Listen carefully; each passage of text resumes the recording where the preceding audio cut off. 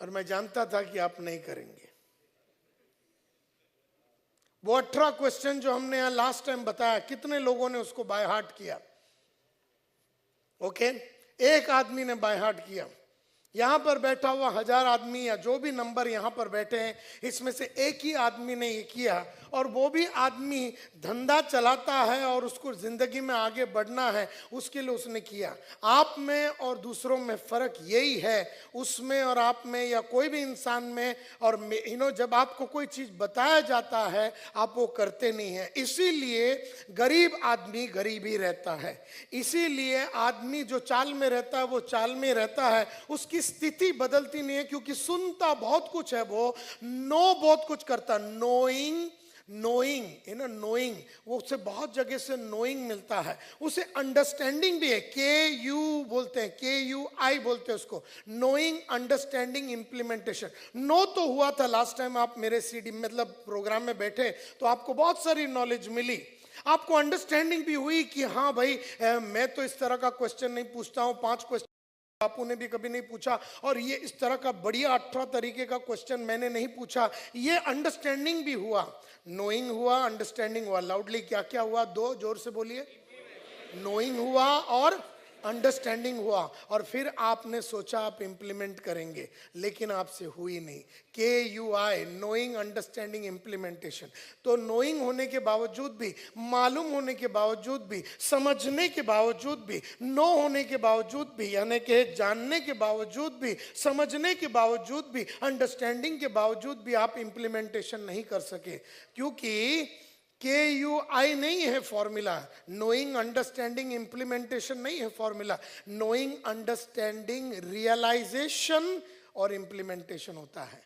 Knowing के बाद understanding होता है, अंडरस्टैंडिंग के बाद रियलाइजेशन होता है, रियलाइजेशन के बाद ही इंप्लीमेंटेशन होता है। रियलाइजेशन का मतलब है कि आपको ऐसा झापड़ लग गया, आपको ऐसा लगा कि मैं अपनी जिंदगी बर्बाद कर रहा हूं, मैं सब गलत चीजें जाके मार्केट में बोल रहा हूं, मुझे तो क्वेश्चन पूछने की तमीज नहीं है, मेरे कम्युनिकेशन में बाधा है, मैं लोगों को मिलने जाता हूं, मैं उनको कन्वर्ट नहीं कर पाता हूं। और आज जब वो झटका और वो झापड़ लगता है और जब रियलाइजेशन होता है, तब जाके आदमी उस चीज को गहराई से नो करने की कोशिश करता है, गहराई से अंडरस्टैंड करने की कोशिश करता है, अपनी चोपड़ी निकालता है, सामने नायर साहब का CD रखता है, 18 क्वेश्चन जो उन्होंने बताया उसको लिखता है, हिंदी, इंग्लिश, मराठी में 10 बार, 12 बार, 20 बार, 30 बार, 40 बार, 50 बार, और लिखते लिखते लिखते लिखते लिखते उसको रियलाइजेशन होता है, उसको गहराई आने चालू हो जाती है, और जब वो गहराई उसमें आती है तब जाके वो इंप्लीमेंटेशन करता है।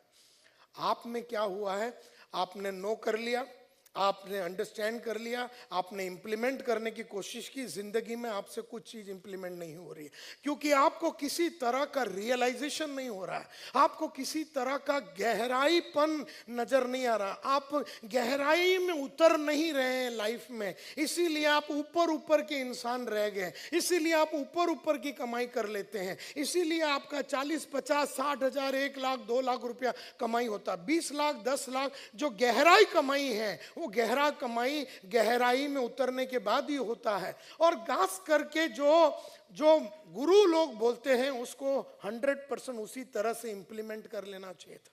मैंने लास्ट टाइम कहा था CD लीजिए, ये 5 क्वेश्चन अनजान आदमी को मिले, 5 क्वेश्चन पूछिए, ट्रेनों में जाइए, थिएटर में जाइए, होटलों में जाइए, जहां पर भी अनजान आदमी मिलता है आप उस तरह का वो 5 क्वेश्चन पूछिए और उसको बोलिए, मेरा नाम संतोष नायर है, मैं स्मार्ट नेटवर्किंग में काम करता हूं, मैं सपनों के बारे में, लोगों के सपनों के बारे में हम लोग स्टडी कर रहे हैं, आपका इंटरव्यू लिखना चाहूंगा। इतना बढ़िया बढ़िया रिसर्च किया हुआ बातें आपको बताई 2 महीने पहले, लेकिन 2 महीने के बाद भी आप वहीं के वहीं हैं, आप अपने आप को परिवर्तित नहीं कर पाए। 2 महीने के बाद भी आप वहीं के वहीं हैं, तकलीफें आपकी सेम है, आपकी जिंदगी सुधर नहीं रही है। वो इसलिए क्योंकि माय डियर फ्रेंड्स, क्योंकि आपका नॉलेज हुआ है, अंडरस्टैंडिंग हुआ है, लेकिन रियलाइजेशन नहीं हुआ है। जिसको रियलाइजेशन नहीं हुआ। मैंने जब एक किताब सेल्स की पढ़ी तो मुझे रियलाइजेशन हो गया, बाप रे मुझे तो सेल्स के बारे में कुछ नहीं। दूसरा पढ़ा तो मैं एब्सोल्युटली अनपढ़ गवार हूं। तीसरा किताब जब मैंने सेल्स में पढ़ा तो मुझे लगा कि मेरे ऐसा बेवकूफ इस दुनिया में नहीं है। पांचवा पढ़ा, 10वां पढ़ा, ऐसा मैंने 400वां पढ़ा, तब जाके मेरी रियलाइजेशन हुई कि सेल्स एक समुंदर है। ये साधारण आदमी का काम नहीं है, लेकिन अगर साधारण आदमी को इसे समझना है तो ये उसकी गहराई में उसे उतरना पड़ेगा। तो साधारण संतोष नायर ने एक सीडी जब देखा, एक ऑडियो जब सुना, एक वीडियो जो महान गुरुओं का देखा, तब जाके रियलाइजेशन हुआ कि जो धंधा है मेरा वो सेल्स है, और सेल्स में मास्टरी हासिल करने के लिए 8 से 10 साल लगते हैं, और 8 से 10 साल का परिश्रम, मेहनत और नॉलेज का अपग्रेडेशन जब करूंगा तब जाके ही मैं सक्सेसफुल हो सकूंगा, तब जाके ही मैं जिसको भी मिलूंगा उसको मैं कन्वर्ट कर सकूंगा और उससे मैं धंधा ला सकूंगा। ये रियलाइजेशन जब मेरे को हुआ तो मैंने सीडीओ से मोहब्बत कर लिया, किताबों से मोहब्बत कर लिया। एक ट्रेनिंग प्रोग्राम में जब अटेंड करने जाता था तब मेरे को एक और रियलाइजेशन होता था, एक और रियलाइजेशन होता था, एक और रियलाइजेशन होता था। जैसे जैसे रियलाइजेशन बढ़ा वैसे वैसे मैंने अपनी गरीबी की हालत को छोड़ने को चालू कर दिया, कपड़ों को बदलने को चालू कर दिया, चाल को बदलने को चालू कर दिया, बोलने की कलाकारी को मैं बदलाव लाया। हर जगह पे मैंने बदलाव लाने की चक्कर चलाई। And that is basically because KURI है फॉर्मूला।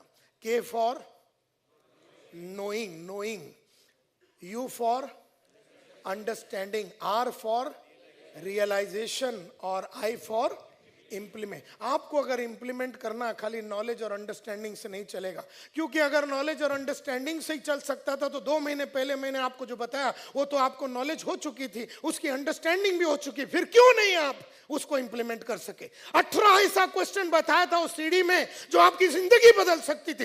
तेरे दिमाग में बात घुसी क्यों नहीं फिर? क्योंकि अब तक तेरे को अपनी स्थिति सुधरना है, इसका गहरा सदमा पहुंचा नहीं है। अब तक तेरी जो स्थिति, अब तक तेरे को ना चाल से इतनी नफरत नहीं हुई है कि तू 2 बेडरूम हॉल किचन में जा सके। अब तुझे 2 बेडरूम हॉल किचन से इतनी नफरत हुई नहीं है कि तू 4 बेडरूम की तरफ जा सके। तुझे ट्रेन से इतनी नफरत नहीं हुई है जिससे कि तू एक बढ़िया सा फोर्ड गाड़ी या फिर एक हुंडई गाड़ी के तरफ जाने के बारे में सोच तेरी पैदा हुई। मजबूत नहीं हुआ है तू, और वो तू जो कमजोर है और वो तू जो गहरा नहीं है, वो तू जब नेटवर्किंग में आदमी को लाता है तू उसकी जिंदगी को किस तरह से ट्रांसफॉर्म कर पाएगा, तू कैसे लीड कर पाएगा लोगों को, तू कैसे समझा पाएगा। तुझे जो बात समझ में आई उसको ही तू उतार नहीं सका, और तेरे साथ जुड़ने वाले 500,000 आदमी के जीवन को तू कैसे बदल सकेगा।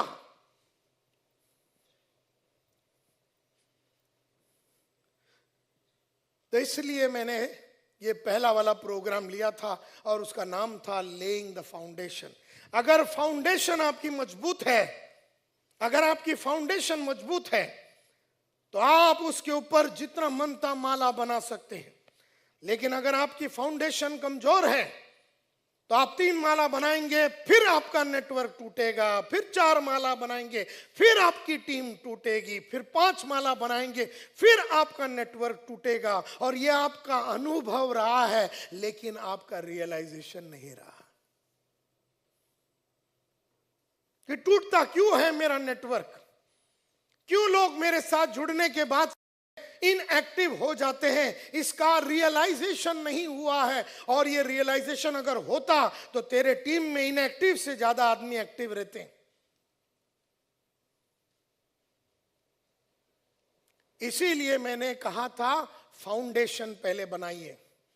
कोई भी बिल्डिंग बनाने के पहले उसकी फाउंडेशन पे सबसे ज्यादा वक्त जाता है, और फाउंडेशन हमें नीचे की तरफ लेके जाता है, ऊपर से नहीं। पहले फाउंडेशन बनाना तो खोदना पड़ता है और गहराई में जाना पड़ता है, और फिर जाके आपको पिलर लगाना पड़ता है, और फिर एक बार। और फाउंडेशन बनाने में कई महीने कई साल लग जाते हैं, लेकिन 1 माला 2 माला 3 माला बनाने के लिए 1 हफ्ता लगता है।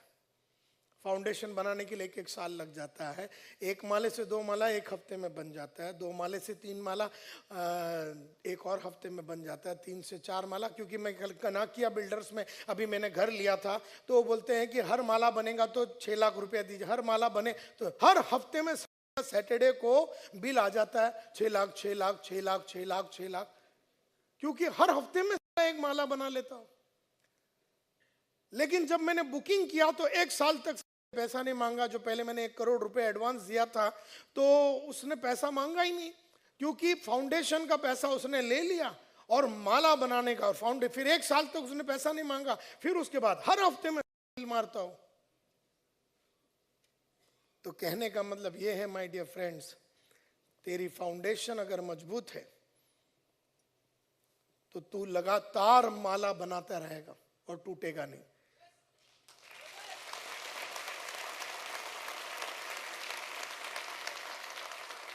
और फाउंडेशन मजबूत नहीं है तो 3 माला नेटवर्क में बना, जिस तरह तू 3000 आदमी का टीम बना, थोड़े टाइम के बाद 300 का टीम हो जाएगा तेरा। फाउंडेशन मजबूत नहीं है तो एक जमाने में तू 3 लाख रुपए महीने का कमाएगा, फिर एक जमाना आता है 30,000 रुपए का। फाउंडेशन मजबूत रहेगा तो 3 लाख 4 लाख होगा, 4 लाख 5 लाख होगा इनकम महीने का, 5 लाख 6 लाख होगा, 6 लाख 7 लाख होगा, 7 लाख 10 लाख होगा। लेकिन 10 लाख 30,000 रुपए कभी नहीं आएगा। लेकिन जिसका फाउंडेशन स्ट्रांग नहीं है वो हमेशा डगमगाया रहता है। और 99% नेटवर्कर डगमगाए हुए इंसान होते हैं, घबराए हुए इंसान होते हैं, जिनकी रहती है, जिनके जेब में पैसा नहीं रहता है और वो दूसरों को जिंदगी सिखाने के लिए वचनबद्ध रहता है। तो मैं आज इस शनमोहन द हॉल के माध्यम से आपसे दरख्वास्त करता हूं कि पहले फाउंडेशन को ले कीजिए। जब मैं कोई चीज बोलता हूं तो आप कर लीजिए, क्योंकि वो इंसान बोल रहा है जो उसने करने के बाद हजारों लाखों करोड़ों रुपए का फायदा जिसको हुआ, वो तुमसे बात कर रहा है। कोई रोड का आदमी नहीं बात कर रहा है, कोई गली का नहीं बात कर रहा है। एक ऐसा इंसान जिसने 32 साल अपना पूरा जिंदगी को सेल्स को समझने में और सेल्स मैनेजमेंट को समझने में और सेल्स लीडरशिप को समझने में लगा दी, जिसका जीवन अर्पित है, उस आदमी की बात नहीं सुनोगे तो तू किसकी सुन रहा? तू खुद की सुन रहा जिसकी कोई ठिकाना नहीं है?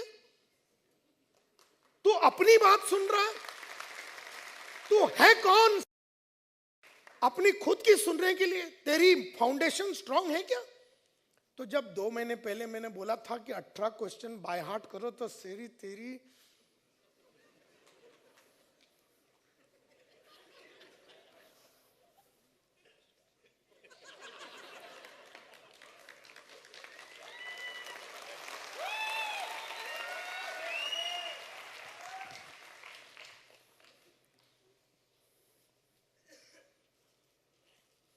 जात बदलना पड़ता है भाई, जात। तुम समझे नहीं हो, तुम्हारी जात बदलनी पड़ेगी। एंड दैट इज वाई पहले तो तय करो कि तुम्हारा फाउंडेशन स्ट्रांग है कि नहीं। क्या तुम्हारा कम्युनिकेशन का फाउंडेशन स्ट्रांग है कि नहीं? क्या तुम्हारा लीडरशिप का फाउंडेशन स्ट्रांग है कि नहीं? क्या तुम्हारा सेल्स का फाउंडेशन स्ट्रांग है कि नहीं? क्या तुम्हारा व्यवहार करने का फाउंडेशन स्ट्रांग है कि नहीं? क्या तुम्हारा पर्सनैलिटी का फाउंडेशन स्ट्रांग है कि नहीं? क्या तुम्हारी समझ की फाउंडेशन, नेटवर्किंग की एक एक पहलू की समझ की फाउंडेशन स्ट्रांग है कि नहीं? क्या तुमने जिंदगी में नेटवर्क के 100 किताब पढ़े? क्या तुमने जिंदगी में 50 सुने? क्या तुमने जिंदगी में 500 1000 पेज खुद के समझ की लिखी कि धंधा कैसे किया जाता है, टीम कैसे बिल्ड किया जाता है, इनएक्टिव को एक्टिव कैसे बनाया जाता है, बेईमान हरामी को बेईमानी से निकाला कैसे जाता है, टाइम पे ना आने वाले को टाइम पे लाया कैसे जाता है, नेगेटिव सोचने वाले को पॉजिटिव किया कैसे जाता है, छोटे सोच वाले को बड़े सोच में कन्वर्ट करने के लिए किया जाता कैसे जाता है, जो दाढ़ी नहीं करता उसे रोज दाढ़ी करने की कलाकारी कैसे सिखाया जावे, जो कोट और टाई नहीं पहनता उसे कोट और टाई की आदत कैसी दिलाया जाता है। जो अपने ऊपर खर्चा नहीं करता तो उसे अपने ऊपर खर्चा करने की आदत कैसे दिलाया जाए। जो कमिटमेंट के साथ काम नहीं करता तो उसमें कमिटमेंट लाया कैसे जाए। जिसमें पैशन नहीं है उसे पैशन लाया कैसे जाए। जिसमें जुनून नहीं है उसमें जुनून लाया कैसे जाए। तेरे को समझ है क्या?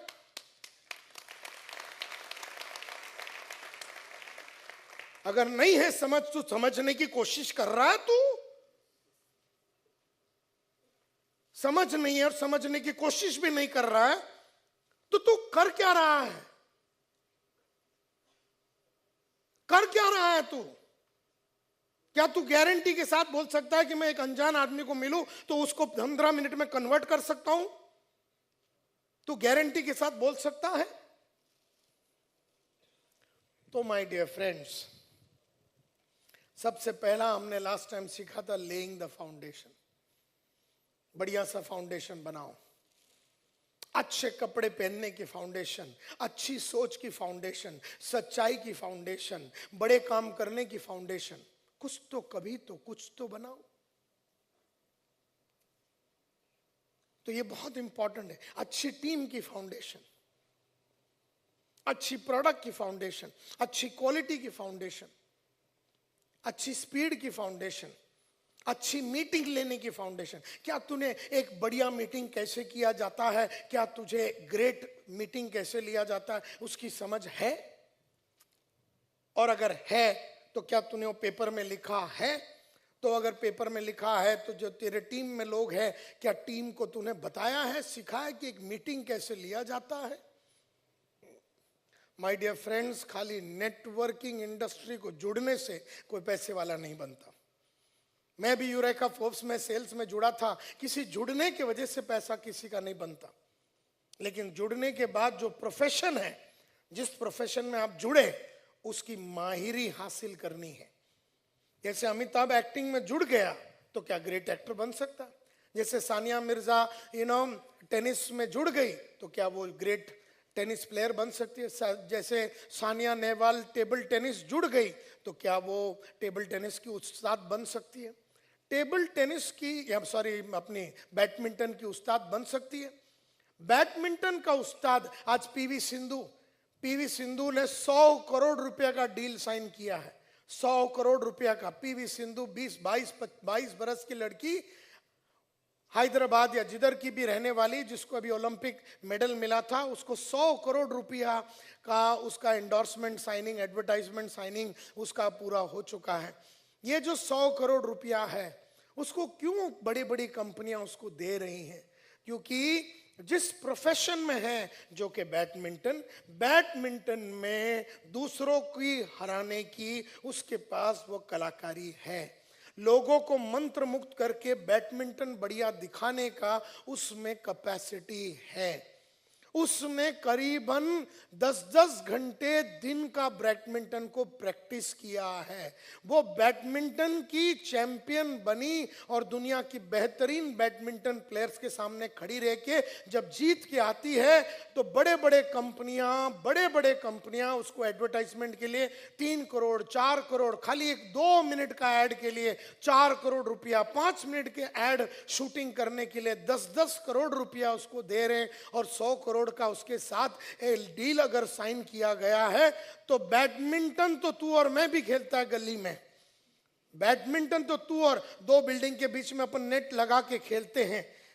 सुबह के टाइम पे मस्ती के लिए खेलते हैं, लेकिन मस्ती के लिए खेलने के टाइम पे बैडमिंटन की चालबाजियां और बैडमिंटन की वर्ल्ड की सबसे बड़ी चैंपियंस की समझ और गहराई हम नहीं लेते हैं। और जब पीवी सिंधु बैठ के दुनिया की बेहतरीन चाइनीज, अमेरिकन और एक वर्ल्ड की सबसे बढ़िया बैडमिंटन प्लेयर की स्टडी करती है और उसकी गहराई में जाती है, तब उसे रियलाइजेशन होता है कि उनके पास फुटवर्क है, उनके पास हैंडवर्क है, उनके पास बॉडी का मूवमेंट है और मेरा बॉडी उतना फास्ट मूव नहीं हो रहा है। और जब उसने दूसरों को देखा उनके बॉडी को मूव करते हुए और खुद को देखा उसका बॉडी उस तरह से मूव नहीं हो रहा, उस तरह का फिजिकल एक्सरसाइज वगैरह करके उसने अपनी बॉडी के मूवमेंट में परिवर्तन लाया और आज वर्ल्ड चैंपियन बनी।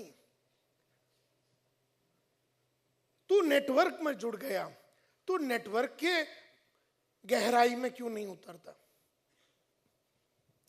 कल को तू एक्टिंग में जुट जाएगा तो तू एक्टिंग की गहराई में भी नहीं जाएगा। कल को तू एक ट्रेनर बनेगा तो तू ट्रेनर की गहराई में भी नहीं उतरेगा। कल को तू एक एक्टर बनेगा तो एक्टर की गहराई में भी नहीं उतरेगा। तू कब तेरी फाउंडेशन बनाएगा? जो भी प्रोफेशन है तेरा, उसमें फाउंडेशन कब बनाएगा? ये सोच तू बैठ के। कोई पेंटर है तो कोई पेंटर बनना चाहता है तो पेंटिंग की हर पहलू की गहराई में आपको उतरना चाहिए। कोई बॉक्सर है, मोहम्मद अली बॉक्सर होता था तो बॉक्सिंग की गहराई में वो उतरा। सचिन क्रिकेटर है तो क्रिकेट की गहराई में उतर। अरे क्रिकेट तो तू और मैं भी गली में खेलते हैं, लेकिन जब क्रिकेट से पैसा बनाना होता है तो गली का क्रिकेट चलेगा? यस और नो? बिल्कुल नहीं चलेगा बाबा। वहां गेम ही अलग है, क्योंकि वहां पर जो ओ बाजू में बैठे हैं, जो ऑपोजिट टीम है, वो दिग्गज खिलाड़ी लोग हैं, क्रिकेट के बाप लोग बैठे हैं। तो क्रिकेट के बाप के सामने तुझे भी बाप बन के खेलना पड़ेगा, तब जाके वो भी पैसा कमाता है, बाप नंबर 2। और बाप नंबर 1 तू सचिन, तू भी पैसा कमाता है। प्रोफेशनल क्रिकेट इसको बोलते हैं। एक होता है गली का क्रिकेट जो तू और मैं खेलता है, और एक होता है प्रोफेशनल क्रिकेट। प्रोफेशन यानी मैंने उसको अपना पेशा बनाया है। क्रिकेट को मेरा पेशा बनाया है, नेटवर्किंग को मैंने पेशा बनाया है, ट्रेनिंग को मैंने पेशा बनाया है। और जिसी भी काम का पेशा जब बनाते हैं, अमिताभ ने किसको पेशा बनाया? एक्टिंग को। आशा भोसले ने किसको पेशा बनाया? सिंगिंग को। सानिया मिर्जा ने किसको पेशा बनाया? टेनिस को। मैंने ट्रेनिंग को, तूने किसको? किसको किसको पेशा बनाया तूने?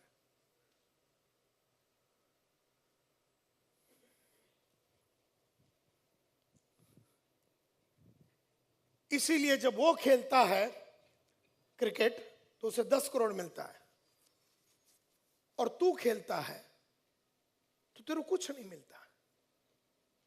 इसीलिए नेटवर्क इंडस्ट्री के जो बापू लोग जब खेलते हैं तो लाखों रुपया कमाते हैं, और तू खेलता है तो परेशान होता है, दुखी होता है, तुझे आनंद नहीं आ रहा इस टाइम में। और कैसे तुझे आनंद आएगा? तू इस पेशे को समझा ही नहीं है, तू इस पेशे का फाउंडेशन को ही नहीं ले किया है, तू इस पेशे से वफादार नहीं है, तू इस पेशे से कमिटेड नहीं है, तू इस पेशे के हर पहलू को सीखने के लिए तैयार नहीं है, तू इस पेशे का प्रैक्टिस करने को तैयार नहीं है, तू इस पेशे के लिए अपनी रात के नींदों को उड़ाने के लिए तैयार नहीं है, तू इस पेशे को समझने के बाद समझाने को तैयार नहीं है, तू इस पेशे की गहराई में जाना नहीं चाहता, लेकिन तुझे पैसा चाहिए। तुझे अमिताभ के माफत काम भी नहीं करना, लेकिन अमिताभ के माफत कमाई करनी है। तू संतोष नायर के माफत 17-18 घंटा काम नहीं करना चाहता, लेकिन 2.25 करोड़ का मर्सिडीज चलाना चाहता है, 10 लाख का पेन रखना चाहता है, 10 लाख का घड़ी पहनना चाहता है, 4 बेडरूम हॉल किचन खरीदना चाहता है, अपनी बेटी को दुनिया की बेहतरीन अमेरिकन इंस्टीट्यूट में बेच के पढ़ाना चाहता है, अपने बेटे को IIT IIM करवाना चाहता है, लेकिन उसके लिए कीमत चुकानी है, वो तो कीमत चुकाने को तैयार नहीं है। तो तेरी बेटी म्युनिसिपैलिटी स्कूल में ही जाएगी, और जाना चाहिए, क्योंकि बाप उसका चूतिया है साला।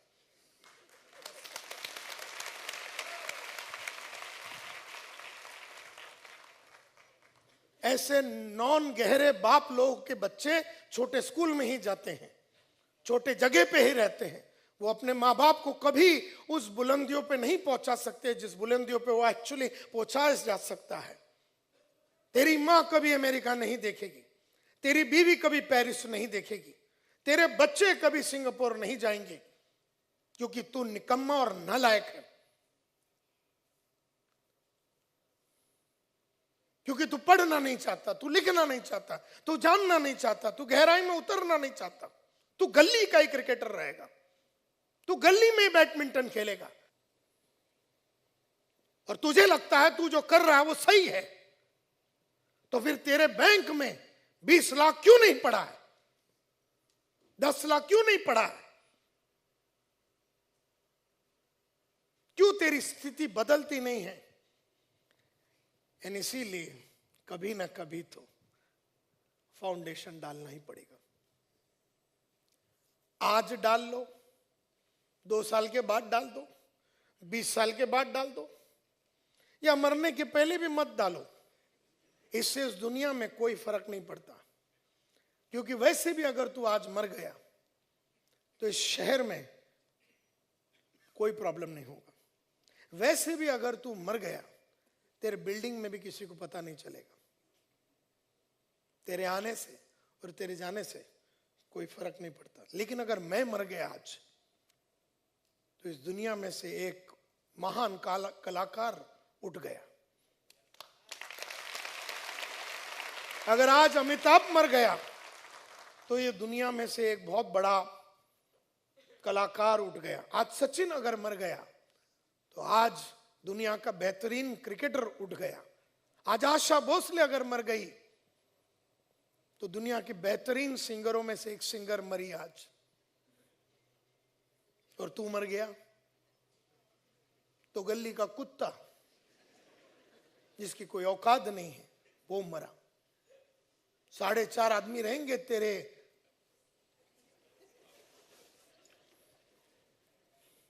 कंधा देने के लिए, उसमें भी 2.5 जन भाड़े के होंगे।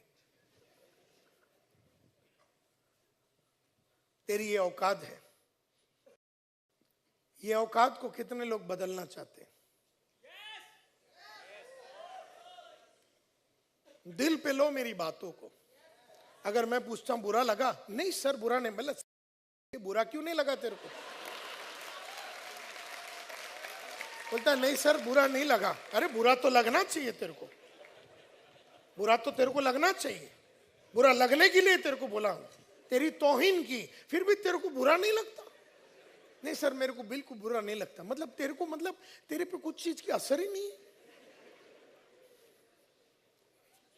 तो सबसे पहला यू हैव टू ले द, लाउडली ले द, ये फाउंडेशन। इसीलिए ट्रेनिंग ट्यून्स ने ये प्रोग्राम आपके लिए लास्ट 2 महीने पहले ये चलाया था कि आप अपना फाउंडेशन को बनाइए माय डियर फ्रेंड्स। क्योंकि अगर पीवी सिंधु के मार्फत अगर आपको जीतना है तो फाउंडेशन स्ट्रांग होना ही पड़ेगा। अगर आपको अमिताभ के मार्फत जीतना है, अगर इस इंडस्ट्री में जितने भी गहरे बड़े खिलाड़ी रहे हैं, diamond, super diamond, crown diamond जितने भी बने हैं, और उनके मार्फत नाम, पैसा, इज्जत, शौहरत कमाना चाहते हो, तो फाउंडेशन तो बनाना ही पड़ेगा। तेरे पास और कोई चारा नहीं। नहीं तो तू एक्सेप्ट कर ले कि तेरी स्थिति बदलने वाली, एक्सेप्ट कर ले। चल ठीक है, आज एक्सेप्ट कर लेते हैं कि नायर साहब अभी आज के बाद में मेरे को फाउंडेशन की बात ही नहीं करना, साले तू नहीं बनानी है मेरे को, नहीं बनानी है मेरे को मेरी फाउंडेशन, नहीं बनाना है मुझे पैसा, नहीं चाहिए नाम, इज्जत, शौहरत। मैं इस तरह का गहरा काम नहीं कर सकता। मैं साधारण हूं, मैं साधारण था, मैं साधारण रहूंगा। तब बात ठीक है।